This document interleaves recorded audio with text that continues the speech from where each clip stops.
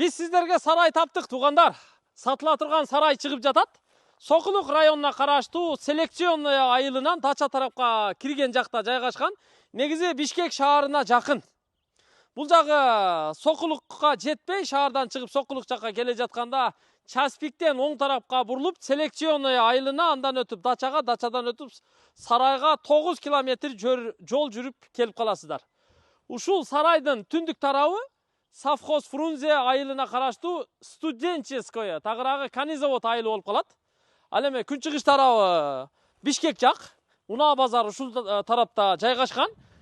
Ушул 1 гектар жер аянтында жайгашкан сарай, чөпкана, малкана, очоккана бүт бардыгы сатууга коюлуп жатат. Дарегини түшүндүрүп берели сиздерге. Мына азыр биз сарайдан сыртка талаага чыктык. Бул жагы Сокулук тарап. Мына бул тарап Часпик. Часпиктен селекционныйга, андан өтүп мына Дачага, тетиги үйлөр Дача. Андан бери ушу каналды сууну бойлоп эле келип калат экен. Бул жагы эми мына карап турасыздар, Бишкек тарап, Бишкектин жогору жагы Аларча жактагы көрүнүп турат да. Мына жерлер дагы талаа экен, көрүп турасыздар. Бул жер эми мына сарайдын 1 гектар жердин кире бериш жери. Чекеден сиздерге көрсөтүп чыгалы. Бул сарайдын ушул турушу баасы $110,000 кеми бар. Албетте баасыны түшүп берет. Документи бар экен, так экен. Ээси эми алып койгон экен бул жарды, бир аз иштетип, өзү чет өлкөдө жүрүп, Америкада жүрүп, эми келип буну лучше мынтип турганча мен сатып берейин деген чечимге келиптир да. $110,000 кеми бар дейт.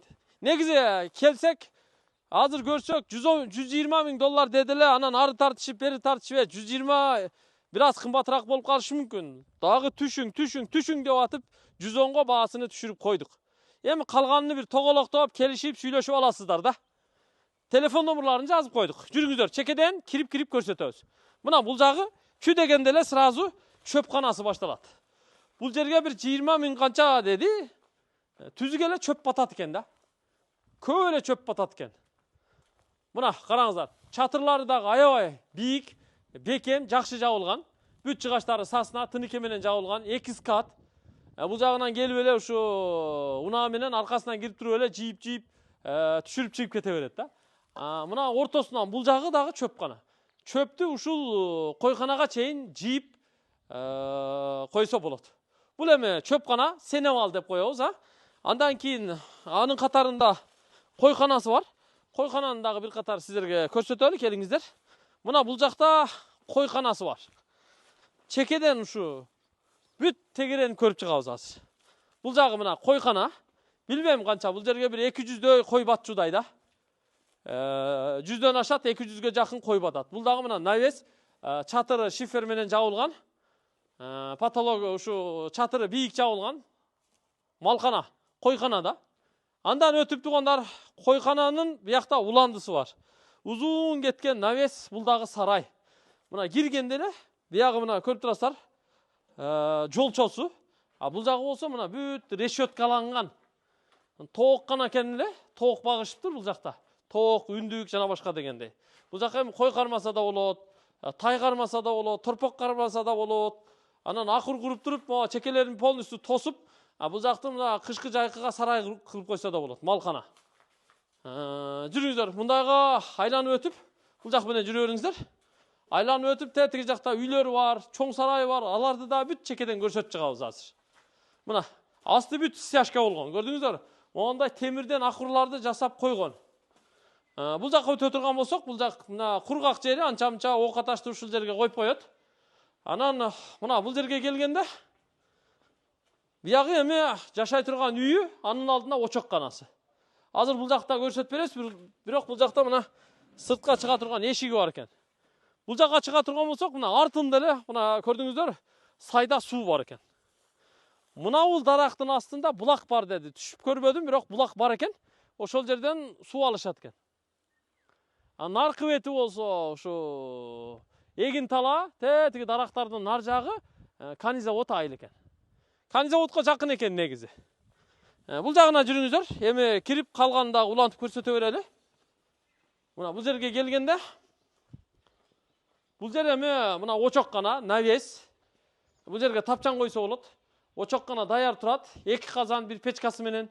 Бул жагы жанагы малчы койчулар жашай турган үйү bir bölme uzunundan eкен. Uzunluğu bir 7 metr, turası 4 metr çıkat eкен.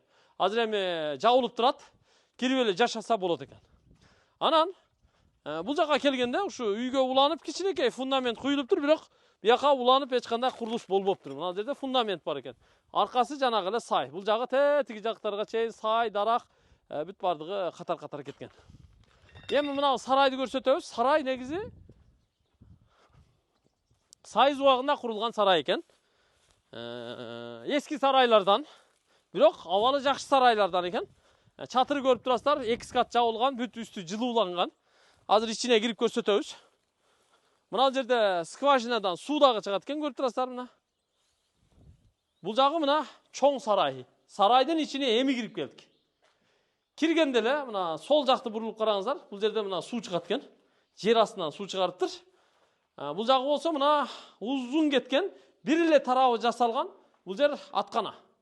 Bir 10 çaқты атқа атайын атқана жасап қойған. Баяғы бейлерді, тайларды ушул жерде бөлүп караса болот. Андан кейін бұл жағы болса мына өтүп караңыздар. Бұл жағы bir 25 баш буқаға атайын жай даярдаган. Сааны же буқа кармаса болот. Ар бири өз-өзүнчө окошкасы менен, крючоктору менен, ана полуна болсо ушу жыгаштары кагылган. Аркасында проход, анан лотокчосу бар. Сарайдын бул жагы бош эле турат. Негизи бул жагына дагы акырда жасап туруп, мына жерге атайын бука жата турган, мал жата турган атайын орун даярдаса болот. Форчка терезелери бар. Бүт бардыгы мына железобетонный каркас менен курулган, Союздун гос стандарты менен бүткөн сарай. Анан эми жарымынан бул жагы койкана кайра эле. Бул жакка да ушу bir 200дөй кой батат. Onanda temir akırları da büt bardыгы жатат. Bunun баарын колдоно бересиздер, кийин алып иштете турган болсоңуздар, сатып ала турган болсоңуздар. Анан сарайдын бул жак төрүндө дагы бир бөлүкчөсү бар. Бул жакка көбүнчө ушу козуларды киргизчү экен. Бул жагы да өзүнчө бөлүнгөн. Сарайдын ичи. Эми мына кайра эле сыртка чыгабыз. Бул жак менен ушу сарайдын жердин кайра ортосуна чыгып калдык. Мында болсо мына көрүп турасыздар, жаңы сарай куруп тур. Бул сарай толук бүтпөгөн, чатыры дагы жабылбаган. Бирок 2 катка чатыры көрүп турасыздар кагылган. Бышык кирпич менен курулуп, сейсмопояс колонналары да бүт арматуралар салынып курулган экен.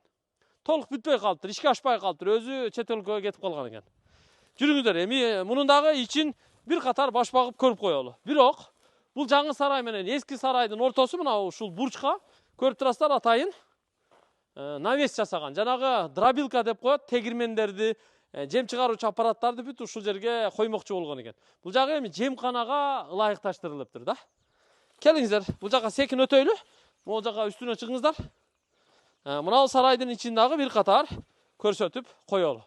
Бул сарайга деле эгер толук бүтүрсө, эки тарабына 25-25тен 50 бука батат. Только чатырын гана шифер менен же болбосо тыныке менен жаап койсо болду. Астына стяжканы куюп акырды курасыздар. Болду, даяр. Эки жагына эки эшиктен анан терезелерин коюп койсоңуздар эле бул өзү 50 букалык капитальный сарай.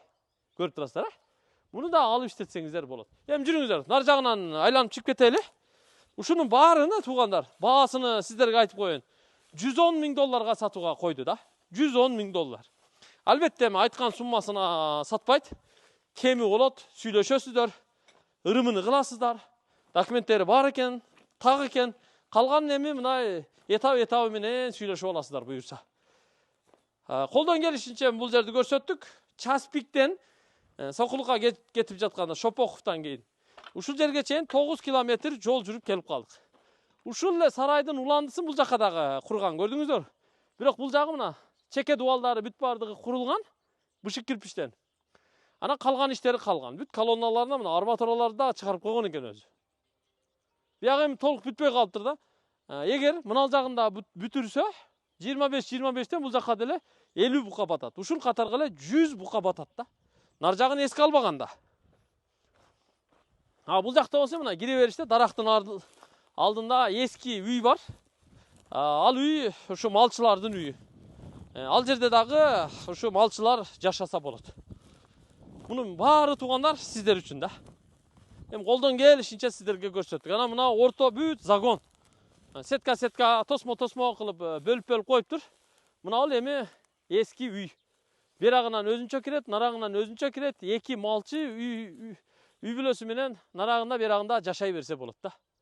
Ушул сарай туугандар. Биз эми болгондой кандай болсо ошондой как есть көрсөткөнгө аракет кылдык. Мына ортодо акур лотокчосу да бар экен. Булардын баардыгы ушу загону менен колдонулат. Кандай эми сарай жактыбы? Болушунча сиздерге ачып көрсөтүп бергенге аракет кылдык. Сарай издегендер болсо, кызыгып көрүңүздөр. Сокулук районуна караштуу селекционный айылынан дача тарапка кирип, андан бери да бир 3-4 километр жүргөндө ушул жерде жайгашыптыр. Бул жагы Канизавод айылы. Бул жагы болсо Унаа базар тарап. Негизи мына Унаа базар тарапка түз эсептегенде талаа менен бир 3-4 километр эле, көп болсо 5-6 километр эле чыгат өзүчү. Бирок Часпик жак менен айланып келет экен да бул жака. Ушул. Анан эскерте кетүүчү нерсе, бул жерде свет жок экен. Только ушу баягы солнечный коллекторлорду коюптур тетиги үйдүн үстүнө. Күндүн энергиясынан электр тогун өндүрүп, ошону менен бул жерде ушу күн кечирип атышыптыр. Бирок мына жакын эле жерде тетиги наркы сарайга электр тогу тартылып келиниптир. Столбалар бар экен. Ортого 4-5 столбаны отургузуп эле ошол жерден балким электр тогун улап тартып келсе, аябай жакшы болчудай. Ушул колдон келишинче көрсөттүк. Ыраазы болосуздар. Ассаламу алейкум.